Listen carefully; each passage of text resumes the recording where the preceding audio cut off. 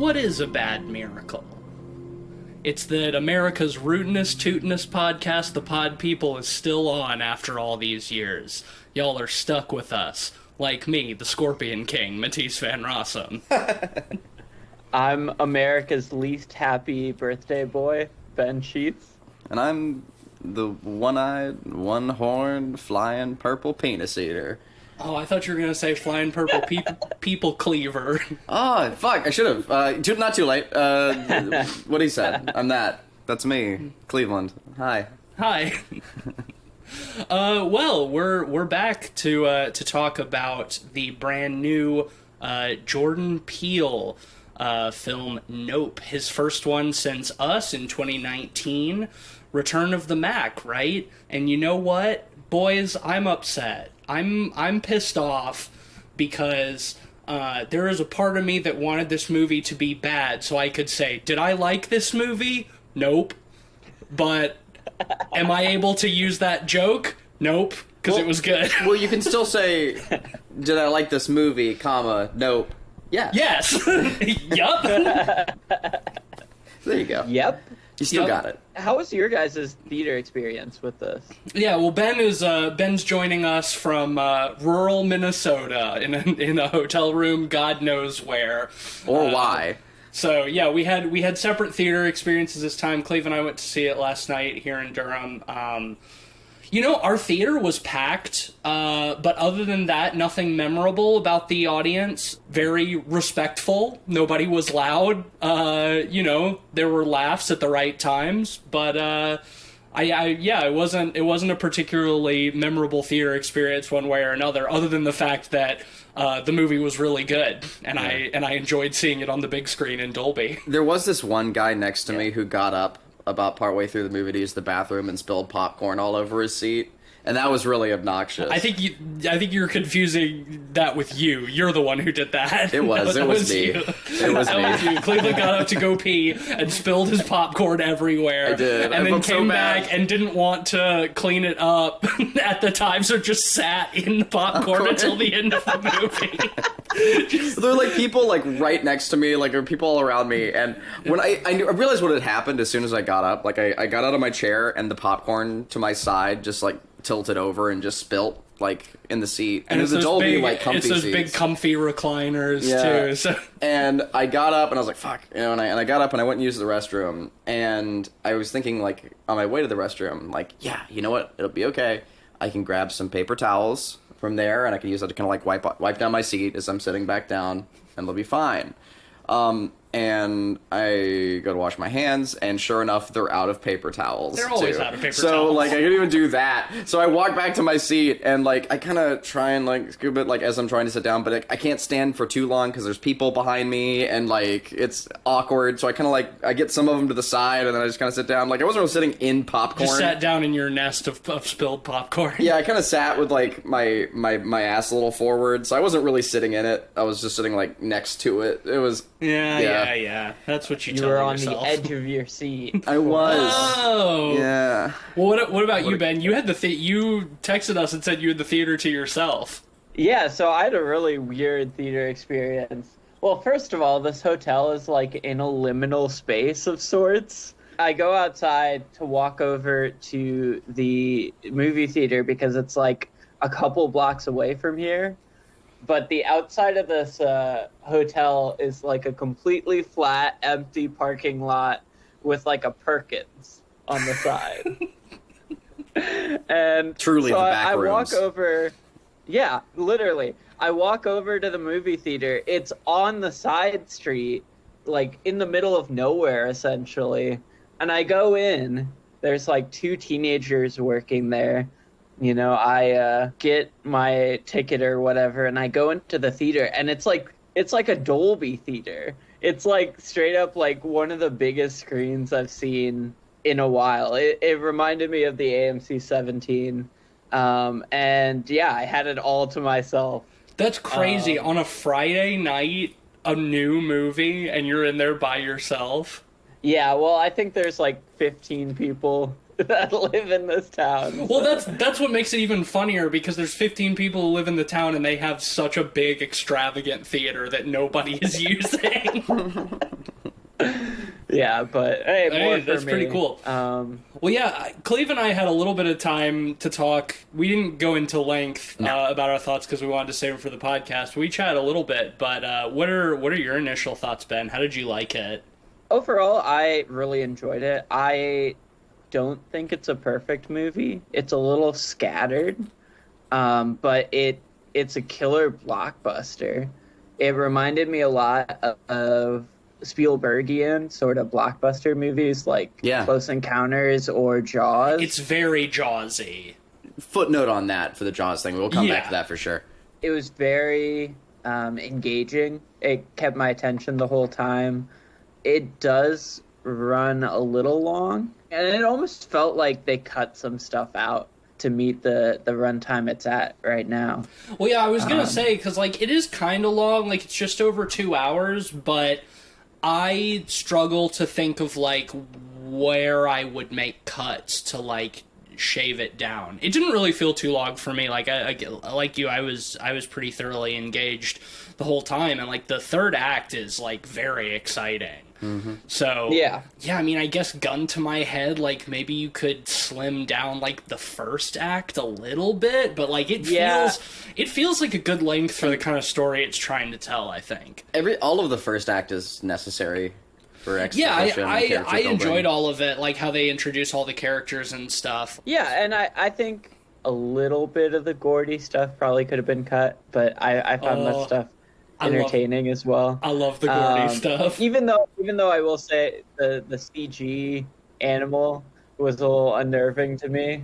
Do you think that was by design? Because I agree it's kind of unnerving in sort of like that Uncanny Valley sort of way, because it's not like the best CG. It was a dude in mocap. I think his name's like Trent Noble or something like that. Not Andy Serkis. Not Andy Serkis, but Andy Serkis. Well, he is sort of like the new Andy Serkis, because he was in those Planet of the Apes movies alongside Andy Serkis, and he also was Kong in Kong Skull Island. Oh, cool. Oh, damn. So he's following the footsteps. Man. I was looking that dude up. Monkey Terry, boy. I said Trent Noble. My man's name is Terry Notary. Jesus Christ! I got the T and the N right, but otherwise could not have been more off. Very good. Very good. Yeah, Terry Notary. Terry Notary is an incredible name. I just want to say that much. And he's the new Andy Serkis. He's the new Hollywood monkey guy.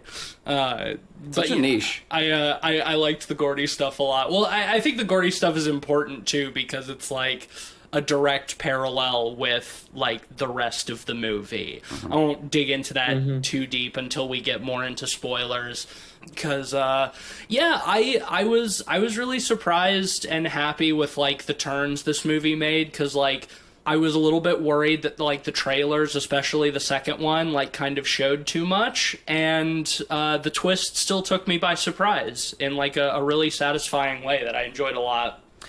I agree. I never saw the second trailer. I got very lucky. Of course, I saw the first trailer. Me either, actually. A billion times. Oh, you too. Yeah, geez, Nice. we saw that first one so many times. Mm-hmm. And so happy to say that, unlike my experience with Black Phone, where the trailer is just essentially the entire film, this movie couldn't be further from the truth. I was so surprised and had such a wonderful time, and there's so many great experiences that aren't clipped in the trailer. The second trailer recontextualized the tone of the film, I think, and gave me a little bit better expectation of like what kind of movie it was going to be, I guess. Like, I think this is Jordan Peele's most directly comedic movie of his three. Like, they all have like very funny moments, because, you know, he's got a good sense of humor and good sense of comedic timing, but this one feels like the most straight up like comedy horror, I think, and that first trailer did not give a good sense of that at all,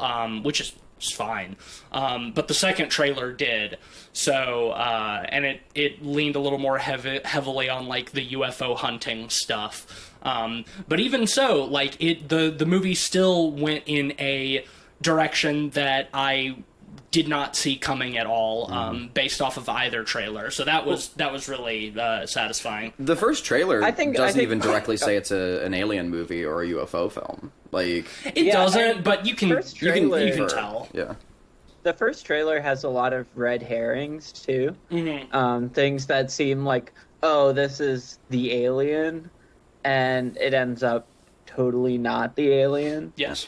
Like I think of the Gordy co-star at the Oh, the fist bump. the fist bump, as well as the girl in the veil. Yes. Who got her shit. Her face rocked, ripped off by to say the least, an yeah. angry chimp. Yeah, I thought like that. what I thought was going to happen is they're going to get turned into horse people.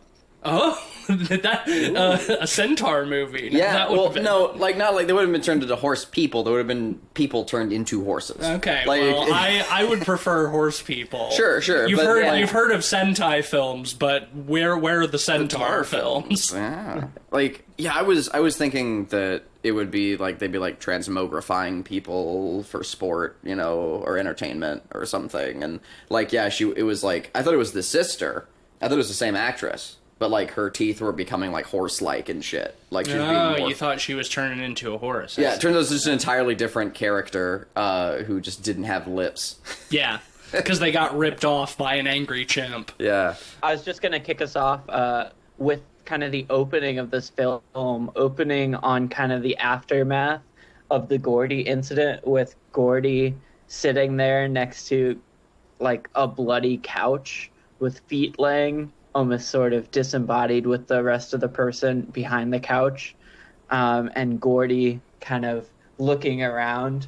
I found that really creepy. I don't know about you guys. Well, yeah, because I mean, the monkey, the chimp is like wearing like a little outfit. He's wearing like a little shirt and little jean shorts, and it's got like a party hat on, but its like face and arms are just like covered in blood. And you, like you said, you've got like there is somebody like lying on the ground behind the couch. We can see that this is like a sitcom set, and like the studio is like empty, and we can tell that something really horrible has happened here. Somebody has been mauled by this chimpanzee.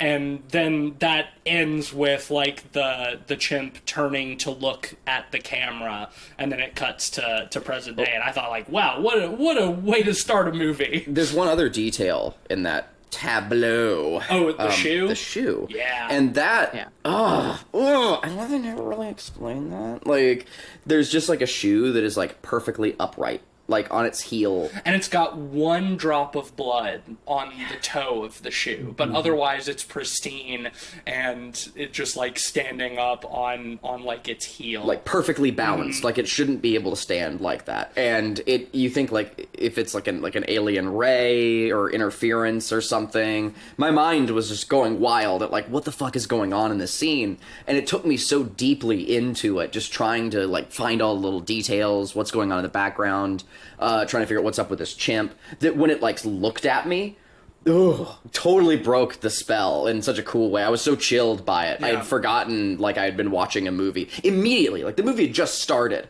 You know, like, you know, where it takes a minute to kind of get lulled into like forgetting that you're watching a film and just being in the film. It's a really And- excellent way to like suck you in. Oh, yeah, it took me right in, and just And I boom, think- when it looked at me, I was terrified. Jordan Peele's really good at that too. Like both Get Out and Us have like really good openings, I think, that like Yeah. really suck you in right away.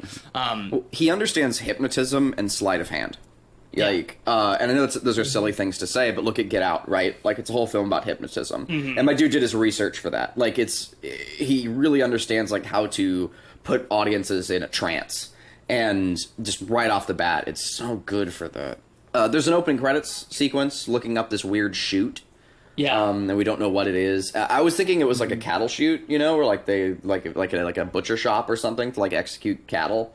Because there's like farms and stuff in the story. So, and it ends up kind of being that, which is cool. Sort but, of.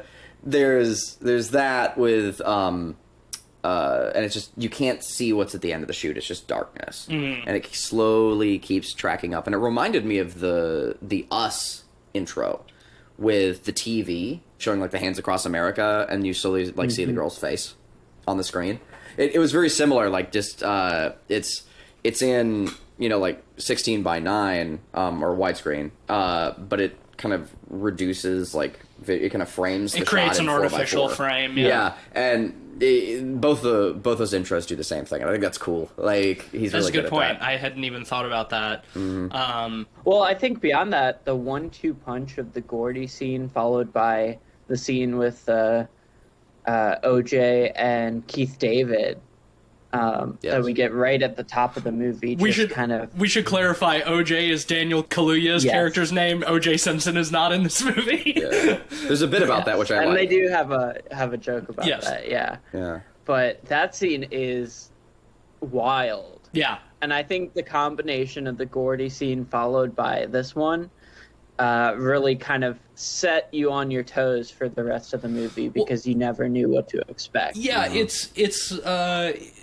it's uncanny Twilight Zone shit, which like Jordan Peele is obviously a huge fan of and hugely inspired by the Twilight Zone.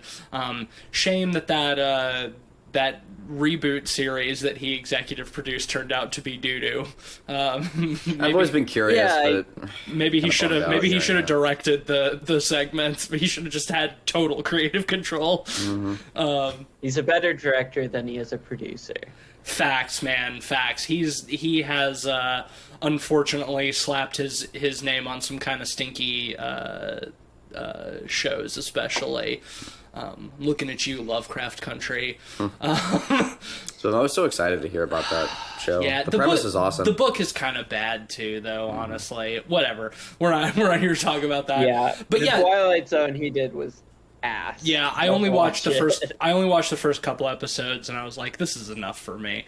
But it's okay because like, really every film he makes is kind of like an extended Twilight Zone episode. Like they really do follow like a lot of the same kind of structures. And Nope is no different. I want to circle back to what you were talking about, Ben, with the scene with Keith David, who plays Daniel Kaluuya and Keke Palmer's dad, who owns the horse ranch.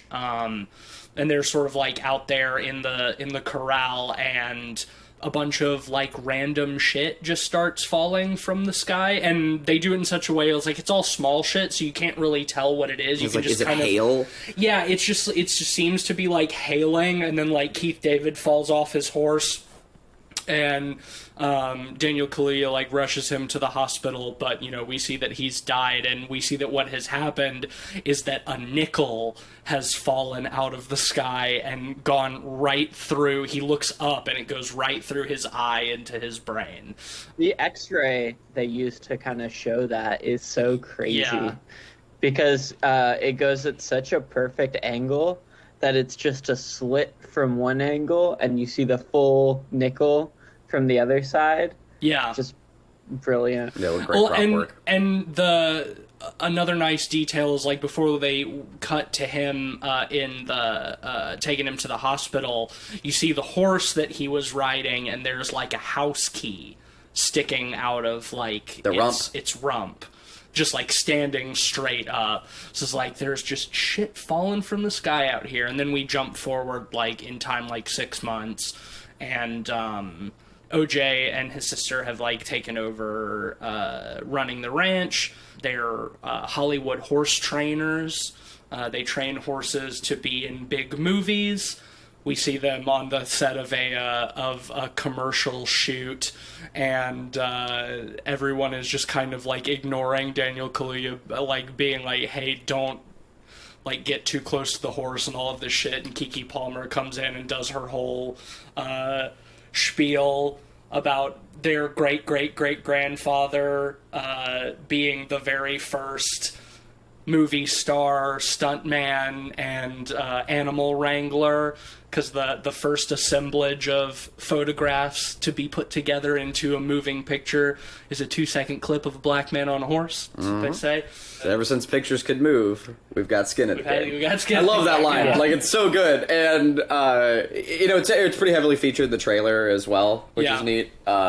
And I love how this movie is, like a lot of great films, it's also just about movies. Yeah. And about classic movies, which is where a lot of like the Spielbergian stuff comes in. I like that she comes in too and does that whole spiel, like she's late and she has to do that whole thing, and like the whole cast and crew of the commercial shoot are just like, okay, yeah, whatever. Like, let's get roll. Like, y'all are the horse wranglers. Like, this is a commercial shoot. Like, in the trailer, when she says the lines, there's like music behind her, and like it's all cut in a really snappy fashion, and it makes her sound really fun and in control of the room.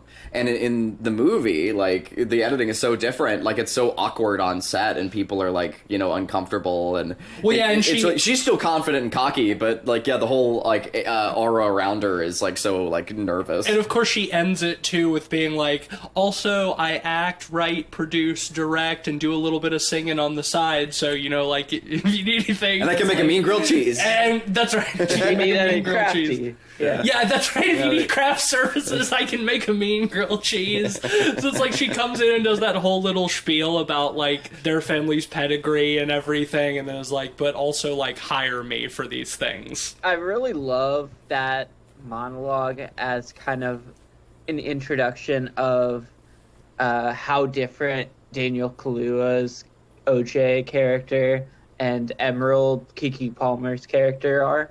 You know, OJ is so world weary and, you know, introverted and quiet, and she is, you know, just very extroverted, type A. They're wonderfully juxtaposed. And both very likable. She's the hustler, he's the horse trainer. Like, he obviously does not give a shit about any of this, like, Hollywood schmoozing stuff. Like, he's there to make sure the animal's taken care of, like, make sure everything is safe. And it's like, obviously, before this shit, like, his dad did all of this, and he was just there to help out. And now that dad's gone, now he's forced to, like, handle this kind of stuff, and he's just like not about it. I love how stoic his character is, like, throughout the entire movie. It's like it's the kind of performance that in like a lesser directed, lesser written film would come across as like flat.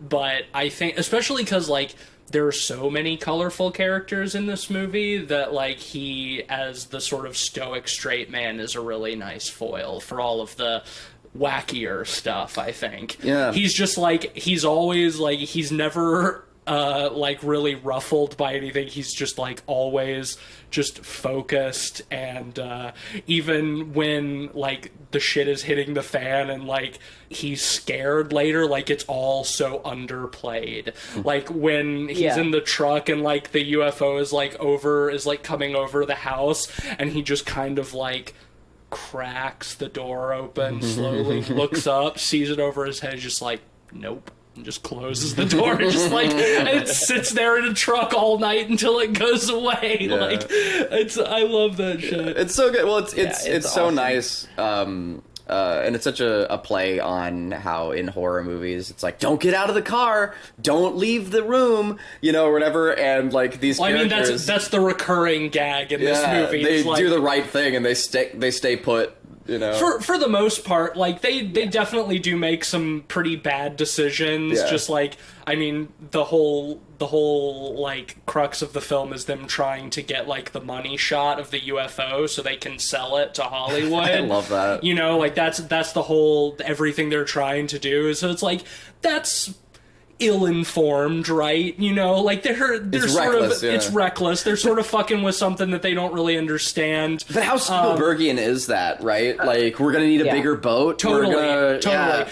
But in all of the moments in a normal horror movie where you'd be like, no, don't go in there, you stupid fucking idiot, or no, you don't get out of the car. Every time they see that and they're like, nope. And they just like turn around. It's like, I love that as a recurring gag. It's like, even though they are being kind of reckless and like trying to hunt this UFO, they're still like not being wildly reckless. They're not like going out of their way to put themselves in danger when, like, very obviously just staying put or turning around and walking away is the smarter decision. And the thing I really love about the OJ character is the recklessness even is really motivated. Like, he, as a character, really wants to keep the ranch alive and keep, you know, going at his father's business, where Emerald doesn't care if, you know, it's sold off or whatever.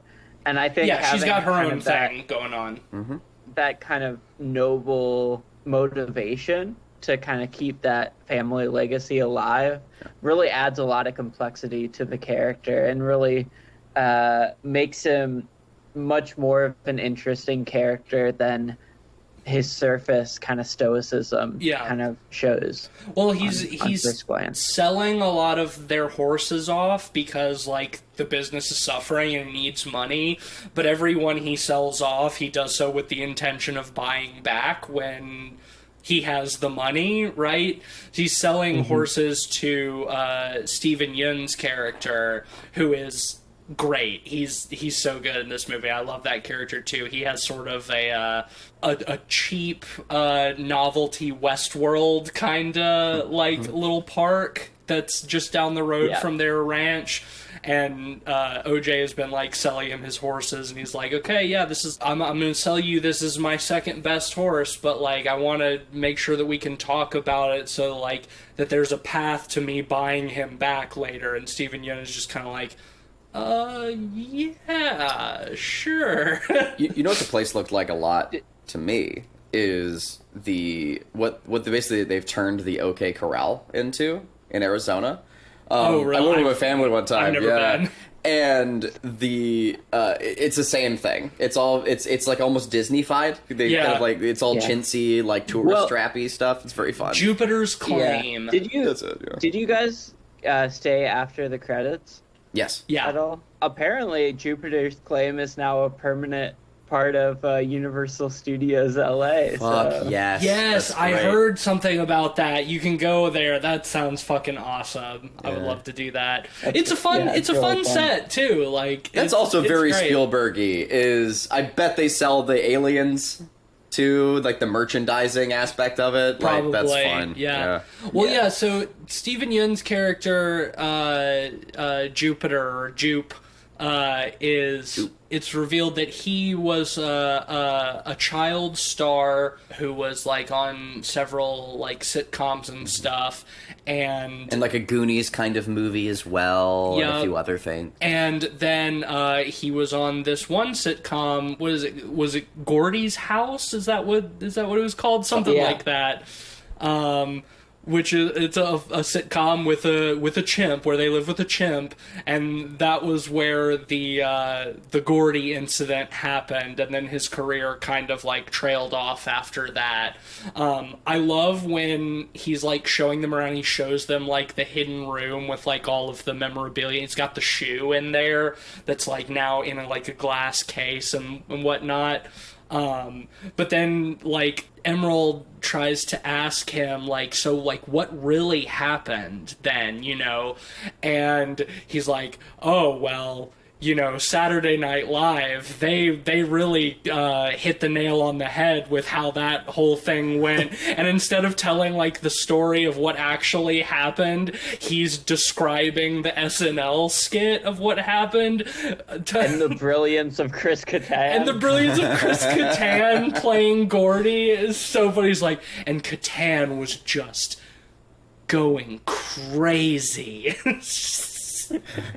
There was another guy in the theater who like let out like a little like yeah like laugh at Yeah, it too. that got me too, because it's like you think of like legacy SNL stuff, and like if they were gonna do a sketch about like a chimp that went insane or that went crazy and like ripped somebody's face off, it's like who would play that chimp?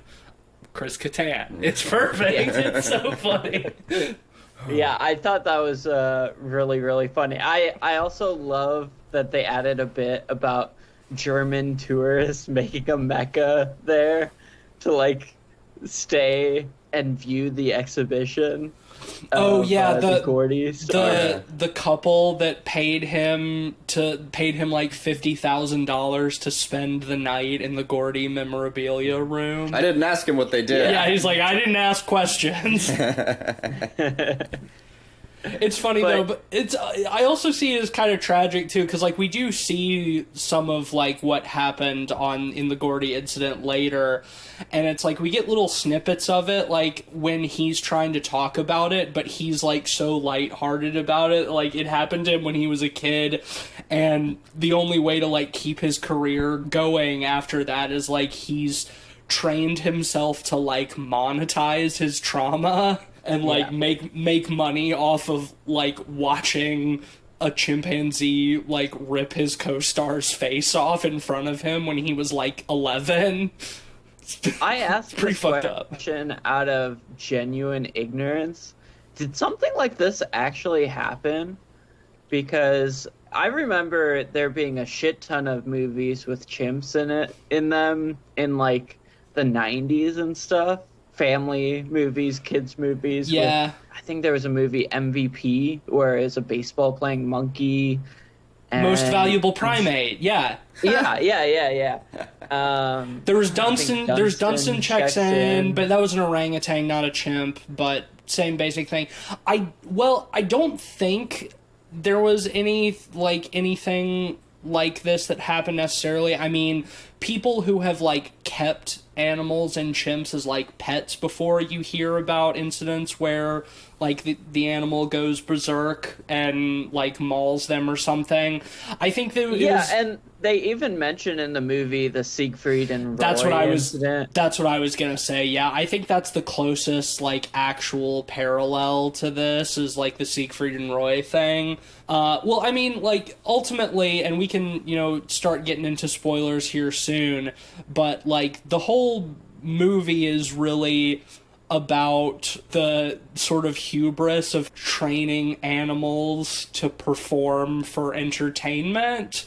And like very Jurassic Park-esque. Right, it's like how you think that it's like no matter how well trained you think they are, it's still a wild animal, and it can never be fully domesticated, and the bad things that can happen when you don't keep that in mind at all times.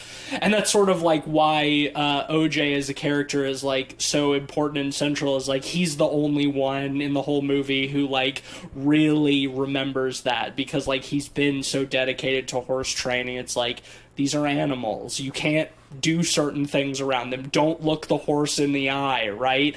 When they're on the commercial set, the horse like nearly kicks somebody because they're like trying to check lighting on it, and they put like one of those reflective like balls in front of its face, and it can like see its own reflection, and it freaks out.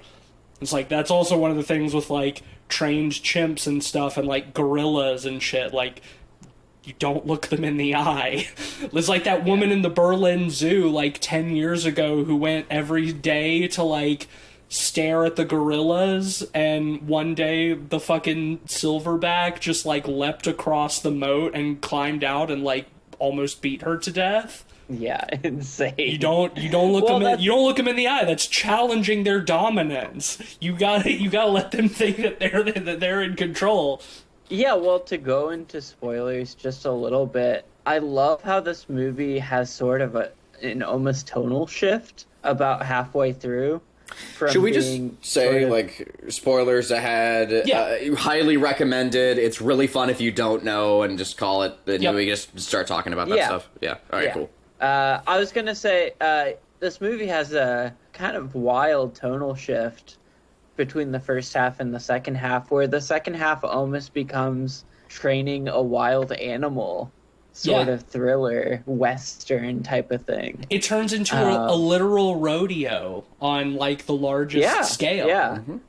Yeah, let's start getting into that. Before we reveal the twist, there's one sequence I do want to talk about because I thought it was very spooky, and they actually kind of got me with it a little bit. Mm-hmm. Is OJ has seen the UFO at this point. He's told Emerald. They go to the Best Buy and buy like a bunch of cameras, and they meet the fun character there who like wants to help them. Anyway, there's the scene where Daniel Kaluuya goes out to like the barn, because like the lights have turned themselves on, and he goes and turns them off, and he's walking away, and they go back on, and he turns around, and you can see like something kind of in the shadows, and then it like slowly stands up, and it's like a little alien. You can kind of see him a little bit in the trailer. And I thought that whole scene was really fucking spooky. I mean, they revealed just a couple minutes later that it's just the kids from Jupiter's Claim in costumes playing a prank. But they got me for a second. Terrified. I thought it was spooky. I was shitting my pants, dude. Yeah, when it like starts like creeping towards him, and then the other one like comes down from the rafter on the side, and and he rounds the corner, and he has his phone out like ready, just in case, you know, if, like I can at least get this alien on camera. Yeah, I'm already dead. I might as well just like get the recording or whatever. And like the way its head just barely comes around the side and then comes back, like, I was so fucking terrified.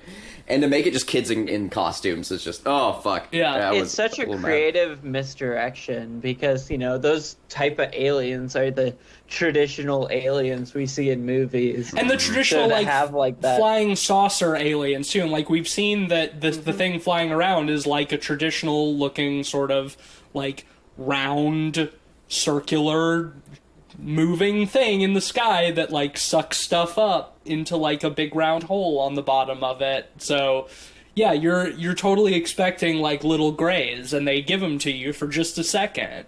I thought that was really done. And to pull that away immediately is a fun twist. Well, that's the thing I like about the trailer too, is because like you kind of see one of the kids in the alien costumes for like a second, just a little bit. So it's like you really do think it's like, okay, you know, this is like an alien invasion movie, and then they pull the rug from under you when it turns out that no, this isn't like this isn't Signs, this is Jaws. It's not an alien invasion movie, it's a monster movie, because it turns out that the UFO is not a ship being piloted by aliens, it is an organism. It's a fucking sky shark. It is, it's a fucking interstellar jellyfish monster. Yeah, like the way like it hides in the clouds, you know, like a shark hiding in the water, and like every once in a while like it darts the next cloud. It's like the fin, you know, it's like the same thing. Totally. It's so good and so fun and terrifying too, like really scary, like even in broad daylight. Having that single unmoving cloud where it just kind of hangs out and hides during most of the day is just primo. Mm-hmm. Yeah. And the reveal of all of that, where like it turns out that Steven Yeun has been like putting on a show where he's been like letting horses get abducted by quote unquote abducted by the aliens, you know, like every day or whatever, and like it's him. Again, he doesn't know that it's just an animal, but it's the fucking Gordy thing. It's like trying to train a wild animal to perform on command, and then when that goes wrong, it shows up and sucks up Steven Yeun and the whole crowd and everybody at the park and kills them. And it's horrifying when they're caught inside of it. Like, so throughout the movie, we hear like these like there's always a scary sound that heralds the alien, some spooky kind of shriek, even from the very beginning. But we find out in the sequence that it's just the people that are inside of it. Well, the people and the horses. And the horses, just all the animals and people, and it's just it's all the combined wails. So like it's always heralded by like those it's containing, and that's so spooky. And when they're like sucked into it and they're all compressed inside of like this weird like these weird tubes that are like all billowy and stuff, like it's It's so claustrophobic. I was almost like freaking out. Like I Yeah. was so scared. Like really chilling. Like these people just like being pulled around inside of the, this thing. At the time I thought it was like an alien cattle chute, and it kind of is. But Yeah. it's literally Well, it's like digesting them. you're trained from however many years of pop culture now that flying saucers have little green men in them, and right inside them, right? It's like, well, no, this is just like an animal from somewhere out in space that has parked itself here because someone keeps feeding it. Yeah.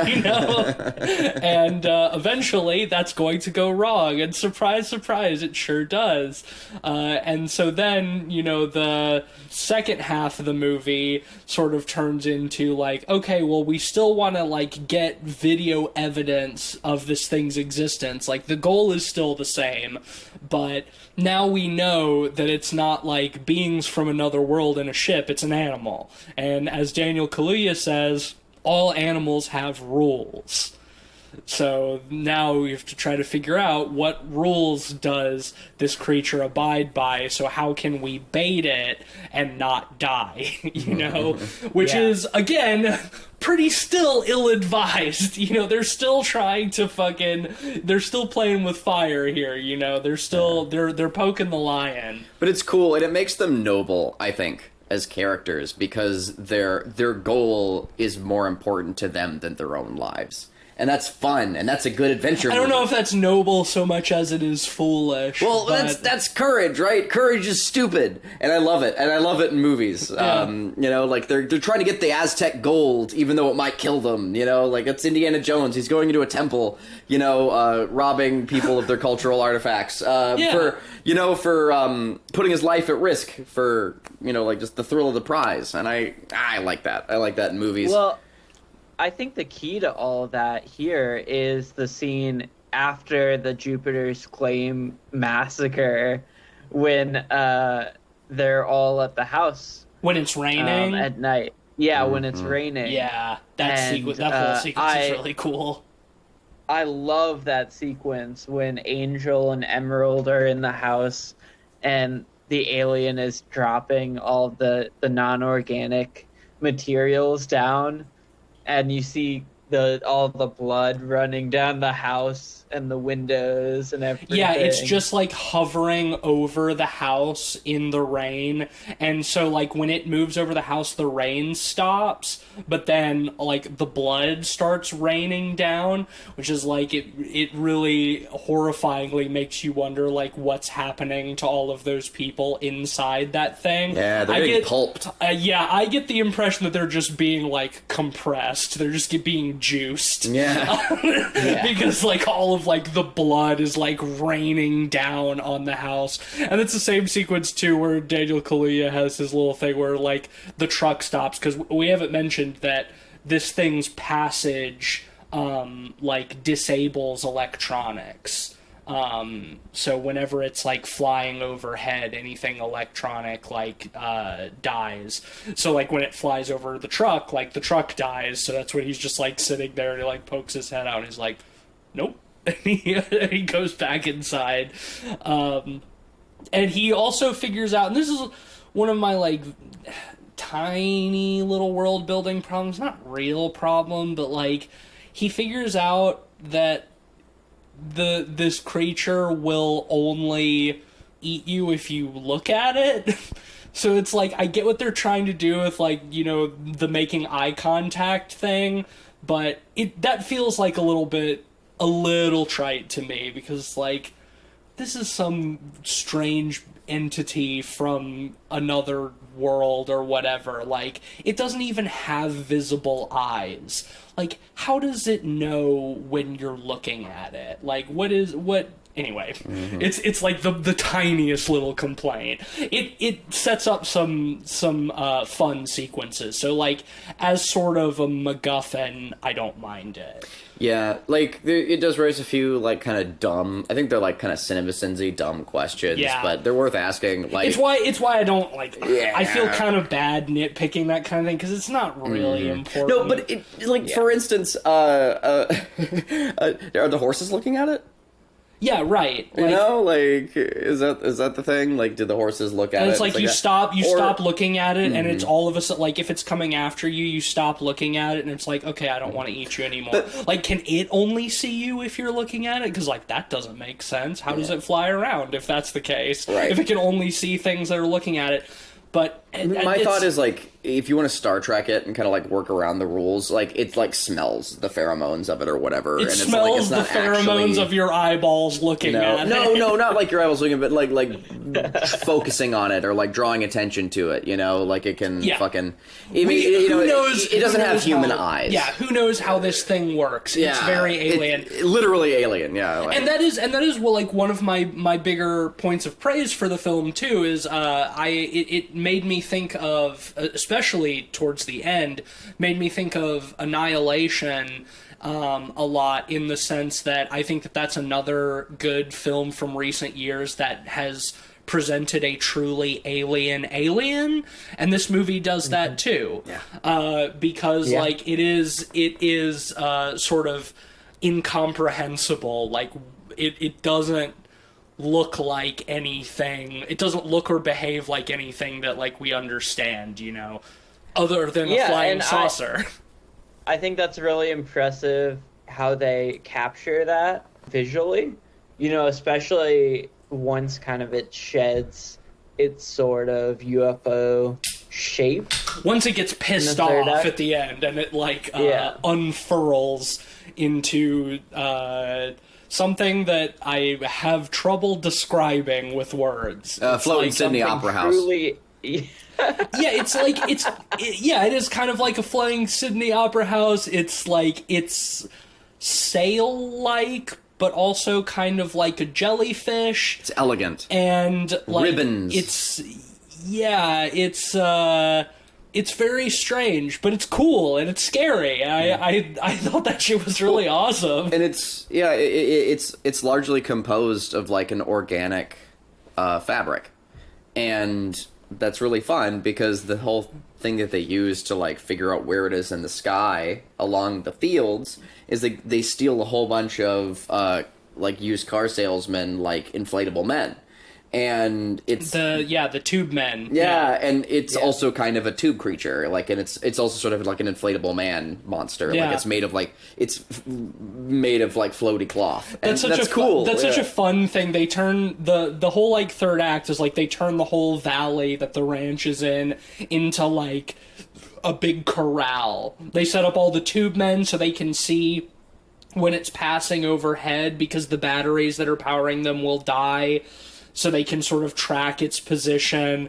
I love that they get the that sort of like pretentious cinematographer who's played by Michael Wincott, who is like he's chasing the impossible shot, and so that's how they like get him on board. It's like, well, there's a UFO, so like what's more impossible than that, you know? So he brings this whole like elaborate fully analog film setup, since it it's an IMAX camera.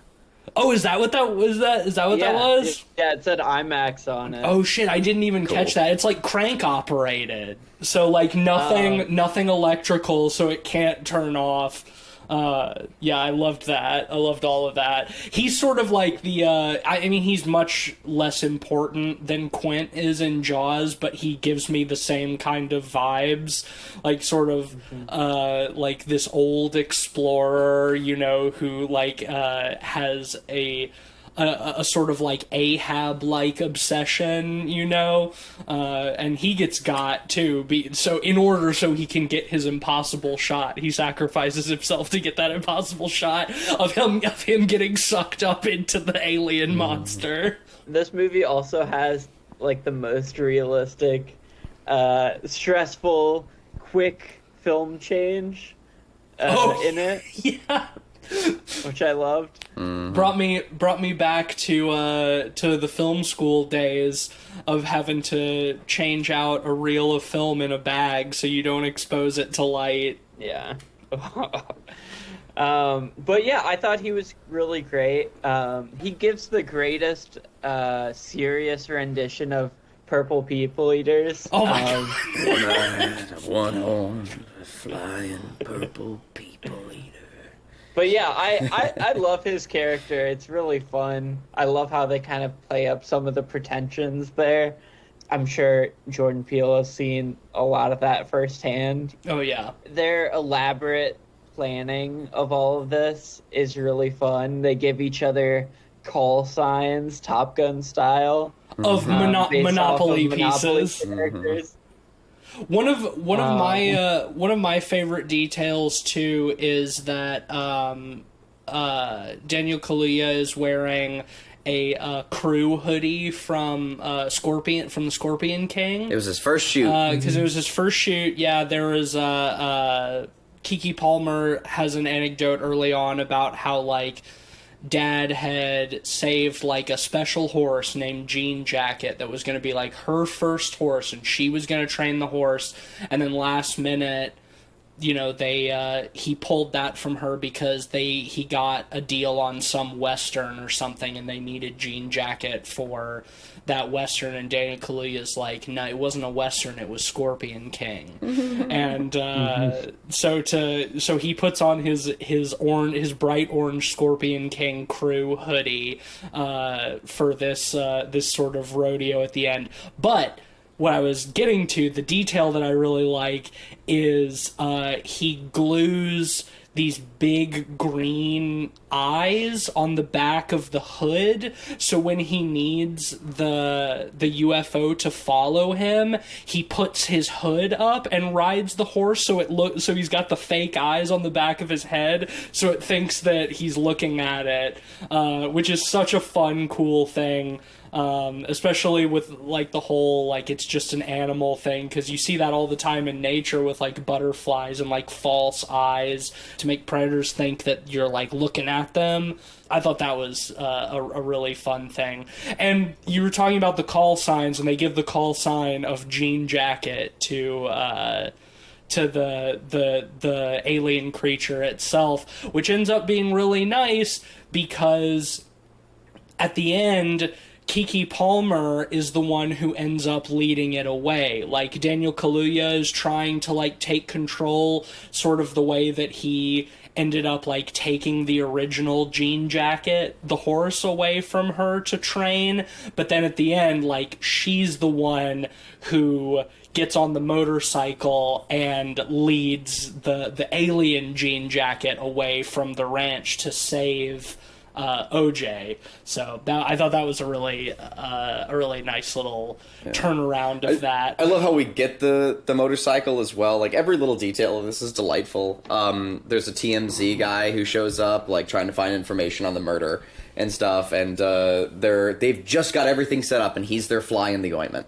Like, he shows up at just the perfectly wrong time, right when this creature's going to show up. Yep. And he's going to take that main road up to the Jupiter's Claim. Up to Jupiter's Claim, and they try to tell him, like, no, don't, but they don't want to give it away because, like, they got to get their shot, and, like, this guy would definitely try to steal it. Right. So, you know, they're like, oh, you know, you really don't want to go that way, you really shouldn't do it, and he, you know, bucks off anyway, and he starts heading down, and, of course, he gets swamped, you know, as it were, but the motorcycle is still there, and so then, later on, the sister, when she grabs it and she takes off, I gotta mention this. She heads all the way up to Jupiter's Claim, leading the thing off, and she does the fucking best Akira power slide. For, like, viewers don't really understand why, like, I creamed my pants over that moment.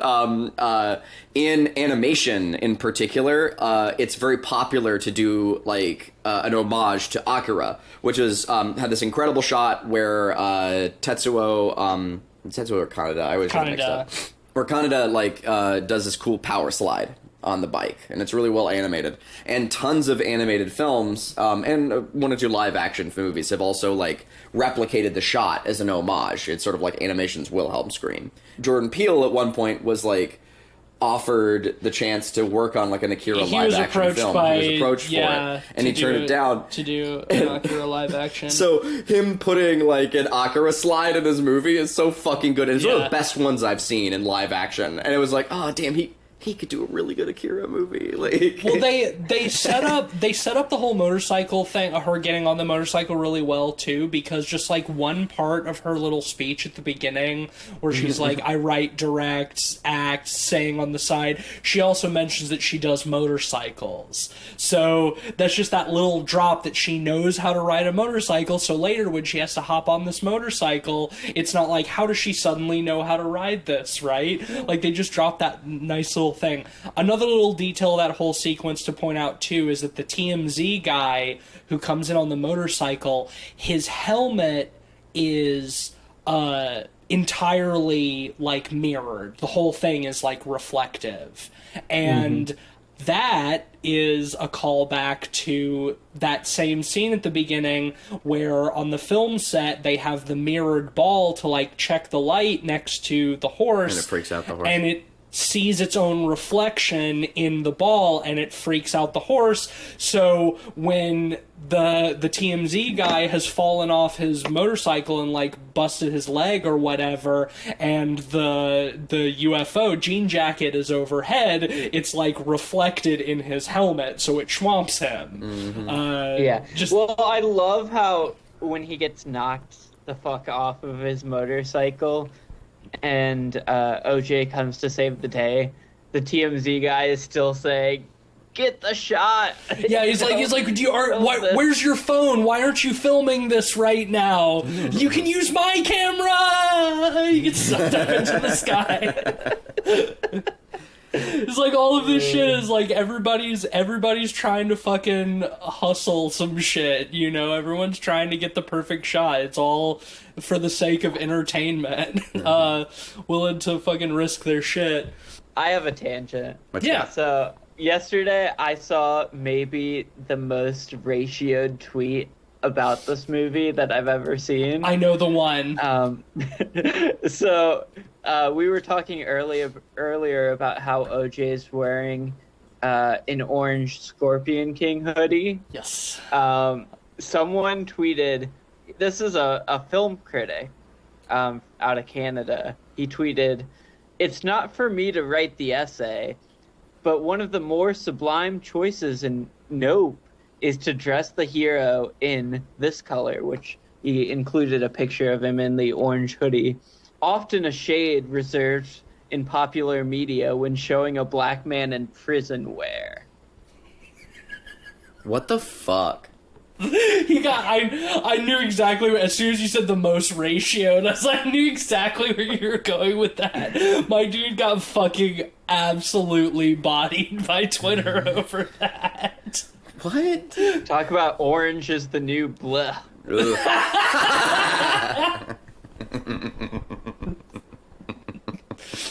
What the fuck, man?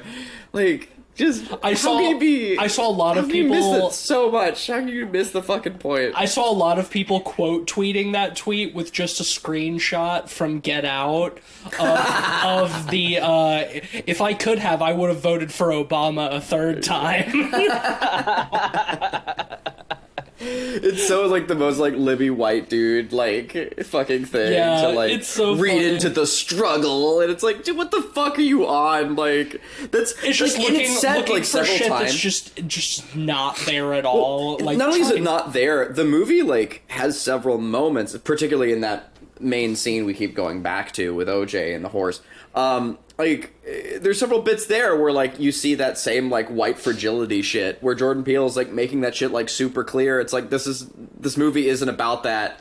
And he's like actively making fun of people like that. You know, like the lady who's like, "Oh, your name is OJ?" Like that, you know, like that, and several other moments, and just like like those really shitty like vapid like California fuckers, you know, like being like, "Oh well, sorry, the director said I was supposed to stand here," and like not even listening to the animal handler and shit, like, you know, all of that kind of stuff. Jordan Peele is like that's been his shtick since day one with Get Out, and just making fun of like white Hollywood libs. It's so funny. I always really appreciate that. Oh, yeah. Well, the funniest thing about that tweet too is this movie is probably Jordan Peele's least political directly film. Yeah. directly political. It's much more of sort of, like we said, a Spielbergian, creature feature. And if anything, it's more commenting on kind of man's hubris, a la Jurassic Park or Yeah. Jaws even. Yeah, exactly. And it's just like to totally, like, anytime Jordan Peele does something to try to, like, breathlessly be the first one to have, like, the most woke take about it. Like, always from, like, these white film critics, too. It's always the funniest. Well, I mean, we might as well, I'm sure everybody's seen it by now, but we might as well mention while we're on the subject of people getting fucking bodied on Twitter over this movie.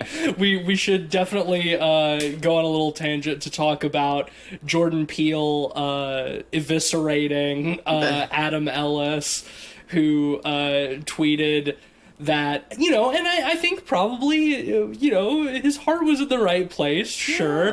Tweeted that, Jordan Peele is at what point can we say that Jordan Peele is the greatest horror filmmaker ever? What other filmmaker has made 3 great horror films, not even back to back, like Peele has? And it's like, It was baby brain take. it's like, come on, man. It's like, don't get me wrong. I love Jordan Peele. We all love Jordan Peele. We all love Jordan Peele. Yeah. We've loved all of his movies that have come out. Like, we're big Jordan Peele fans on the podcast, obviously. But to say that no other horror filmmaker has made 3 great horror films back to back, or 3 great horror films, period. And, of course, Jordan Peele came in and responded to that tweet and was like, sir, please put the phone down. Well, he says, I appreciate the enthusiasm, but I won't tolerate any John Carpenter slander. And it's like, John Carpenter's the obvious one, but then you've also got to think about, like, Cronenberg and fucking Hitchcock and, like, Tobe Hooper. Yeah. And it's like, it's just like, come on, man. Like, film has been around for over 100 years at this point, and horror film has been around for the same amount of time. Like, Jesus Christ, what about fucking James Whale? Like, one of the OGs. Like, how can you be so illiterate in horror filmmaking that you think just now in the last 10 years are we getting a filmmaker who's made 3 great horror films? Well, also, like, the idea of, like, being like, oh, when can we just say, like, as a collective, who's the best of all time? It's like, this shit's subjective. Like, come on. Who's the best artist of all time? I don't know, whoever you want. There's no doubt that Jordan Peele is definitely one of the best contemporary horror filmmakers. Oh, yeah. There's no doubt about that. Of course. But also, like, he's not even alone in the fucking contemporary canon. You've got people like Robert Eggers and Ari Aster and Jennifer Kent. Like, there are other people making fucking incredible horror films today, and it's like, yeah, Jordan Peele is great at what he does. He's a master, I would say. But, like, to make such a fucking sweeping statement, and then to just get, like, so brutally annihilated by the filmmaker himself and all of Twitter. He got, like, fucking Variety wrote an article about Jordan Peele bodying him, and it's like, if it gets that far that Variety's gonna write an article about it, then you should just delete all of your social media and move out to a cabin in the woods for, like, a good 10 to 15 years to, like, really evaluate, like, I thought you were gonna say to make mail bombs. You should become Ted Kaczynski. There you go. Jordan Peele bodies you on Twitter, so you move out to the woods, become Ted Kaczynski, and start sending bombs to people. No, but for a little more context, for those who aren't familiar with the deal, like, he did a little bit more than that too before Jordan Peele popped in. Like, there were a lot of people saying, well, what about John Carpenter? And my dude just kept digging a hole, and he was posting like people were like, oh, what about The Thing? What about this? And he was posting like the the Rotten Tomatoes scores for those movies. And it's like, man, Rotten Tomatoes didn't even exist. Yeah, before Jordan Peele showed up in that thread, people were like, what are you talking about, John Carpenter? And Adam Ellis doubled down and was like, Halloween is a stone cold classic, but John Carpenter hasn't made any other great movies other than Halloween. And it's like, that's insane, man. That's a more insane statement than saying that Jordan Peele is the greatest horror filmmaker of all time. And that's to say that Halloween is his only good movie is fucking bonkers. And yeah, people being like, what about fucking Prince of Darkness or In the Mouth of Madness or They Live or The Thing? And he was just responding with like Rotten Tomatoes screenshots of like the scores of those, of like the critical scores of those movies. And it's like, come on, man. Come on.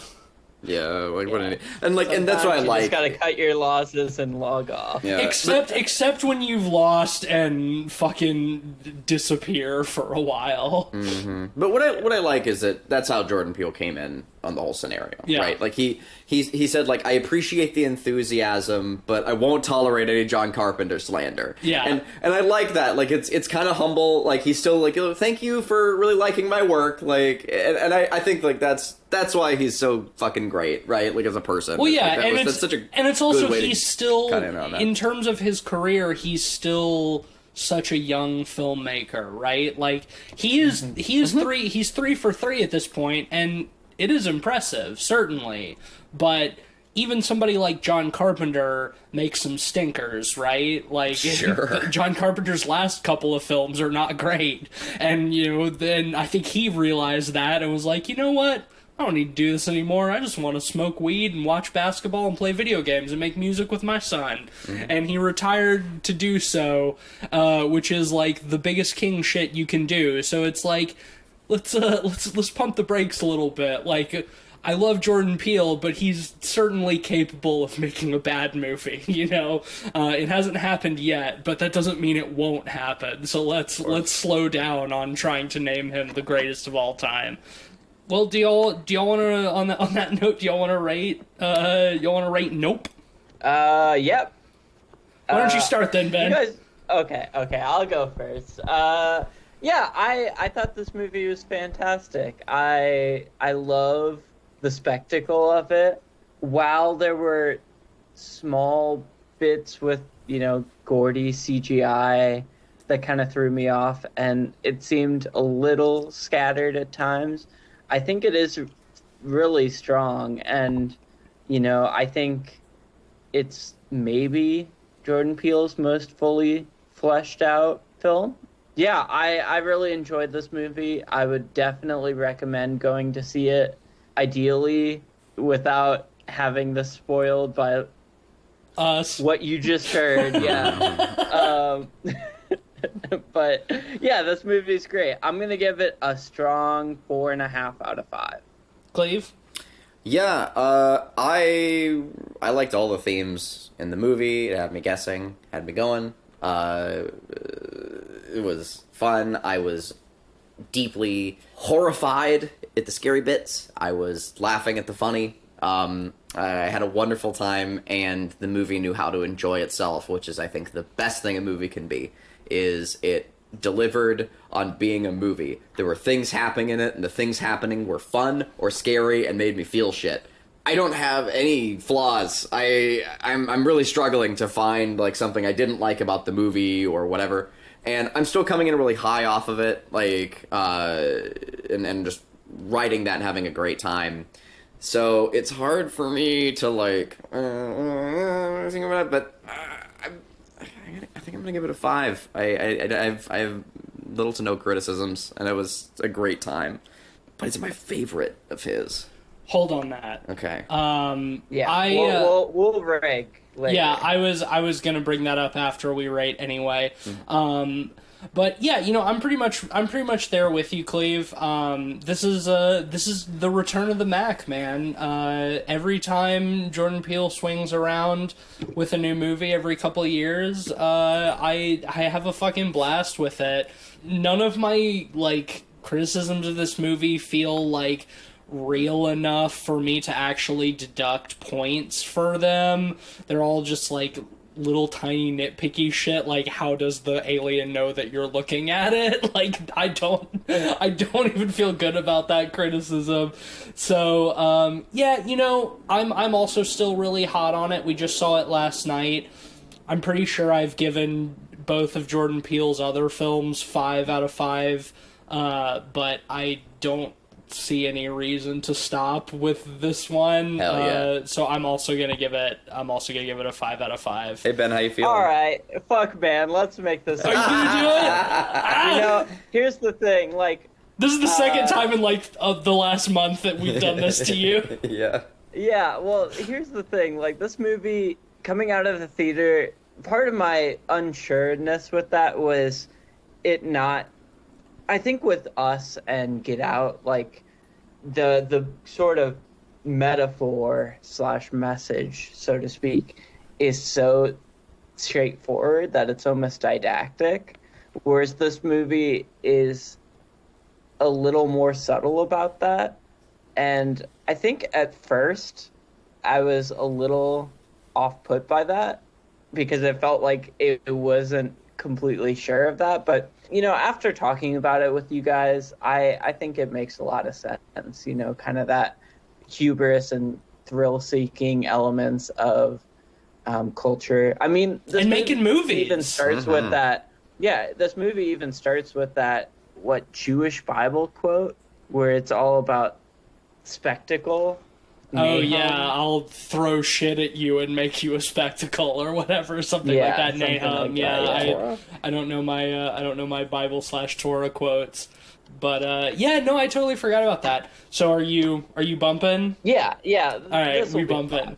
All right, cool. It's 5 out of 5, baby. Yeah, I wasn't sure where I was last night, but especially after sleeping on it and thinking on it today, it's I really like this movie. I'm eager to see it again. I might try to catch it in the theater again, if possible. But yeah, well, that'll be a unanimous 5 out of 5 for Nope and another Golden Pod. So check it out. But to bring it back to what Cleveland brought up, how would y'all rank this in the growing Jordan Peele canon? It's my favorite. So you think we're so? still coming in hot. Yeah. Coming in hot, I had the most fun watching this movie, and I was probably the most scared. I had a ton of fun in Us, right? But the most fun I had was at the climax during the scissor fight. And I think to myself, that was really cool and fun. And I think about how grand this movie is and how much fun I had during so many different shots and sequences. I was shouting when she does the power slide, when the creature unfurls and it's doing all the cool flippy stuff. I was wow, this is insane. And the house pouring blood. There's so many sequences that had me as thrilled and as invigorated as the climax of Us. And Get Out, I think, has phenomenal commentary. I think it's an amazing movie and it's much more down to earth once again. But it's just, this one was just so grand, and it was just, I had so much fun watching it. Yeah, it really took me places and brought me in. I mean, the chimp, when it looks at you at the beginning, ugh. The aliens, there's so many good sequences. This is the biggest spectacle for sure. It's hard. Yeah. It's hard to. I certainly won't declare it a definitive ranking, because I am hot off of this one.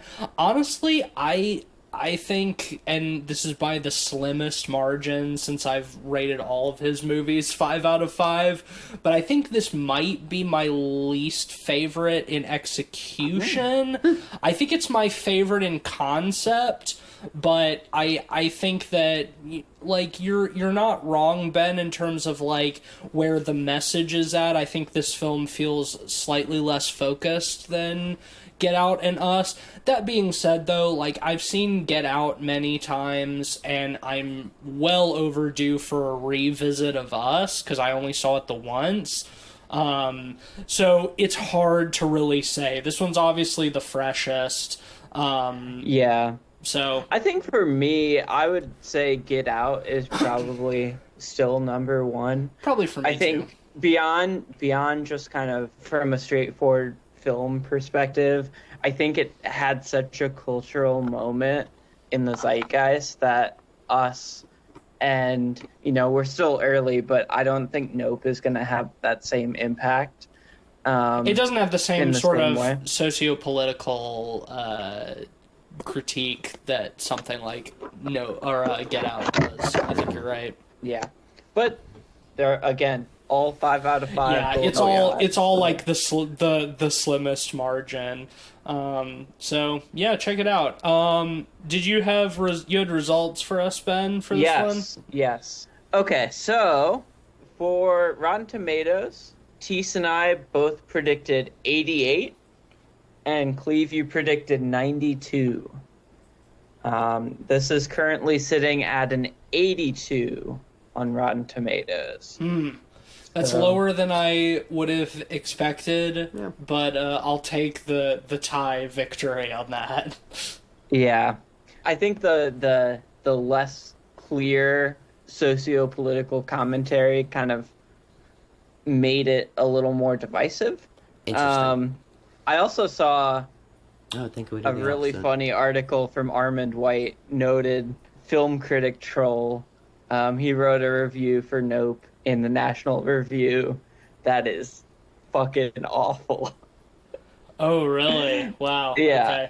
Okay. But anyways, collective rating, Cleve and I both predicted this to be a 4.5 out of 5. And Tease, you predicted 4.7. Aha! So just barely scratched that one. And then we'll wait for next For week for box office. But they're predicting it to be about 50 million. So Okay. pretty good. Decent, yeah. Well, I mean, this has certainly been an anticipated film. Next week is my pick, I believe. Yep. And we're going back to our Year of the Sequel list. What sequel have I chosen? We're going to be watching The Descent Part 2. Nice. Which Hell I yeah. don't think any of us have ever seen. The first Descent is one of my favorite horror films of all time. I have not heard great things about the sequel, but my curiosity has gotten the best of me, so we gonna find out next week. I Is was it directed by the same person? It is not. Can't remember. It is Okay. not. I was watching Black Sails the other day, and I realized at least the pilot or the first episode was directed by the same person who did The Descent. Oh, really? Yeah. By fucking what's his face? Neil Jordan? Neil Jordan. Yeah. Or Is it Neil Looking- Jordan or Neil Marshall? Neil Marshall. Neil Marshall. Neil yes, Marshall, That's right, yeah. Neil Marshall. So I thought that was neat. Neil Jordan did The Crying Game, which is a movie I have a personal vendetta He against. also did that other movie that we hated, Greta. Yes, that's right. Oh, that's right. He did Greta. Ooh, yeah. sucked. Yeah, Neil Jordan's no good. Eesh. All right, well, sponsor time? Oh yeah, sponsor time. Sponsor time. Cleveland's back in All the right. house, so Cleveland gets to do the sponsor duties again. Bing bong. Sponsor time. That's my job. I do the sponsor. It's the only reason I'm on this podcast. That's right. to do To the make us sponsor. money. That's right. Well, this week, ladies and gentlemen, is brought to you by Leather Ace. That's right, Leatherface. But now, he's asexual.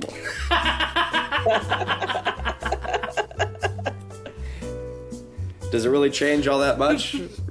Probably not. I never really thought about Leatherface's sexuality that much to begin with. But hey, now, He's ace. and now, instead of skinning people, he's skinning garlic bread. Leather Ace. What? Oh, it's a thing where like there's a asexual folk like Garlic bread? yeah yeah Is that the thing? What? yeah I forget exactly what it has to do with, but it's like basically it's a good way to explain asexuality where it's just like I'd really just rather instead of having sex like just have a piece of garlic bread. Cause see, like, I also like garlic bread, but I also like pussy, so... Yeah.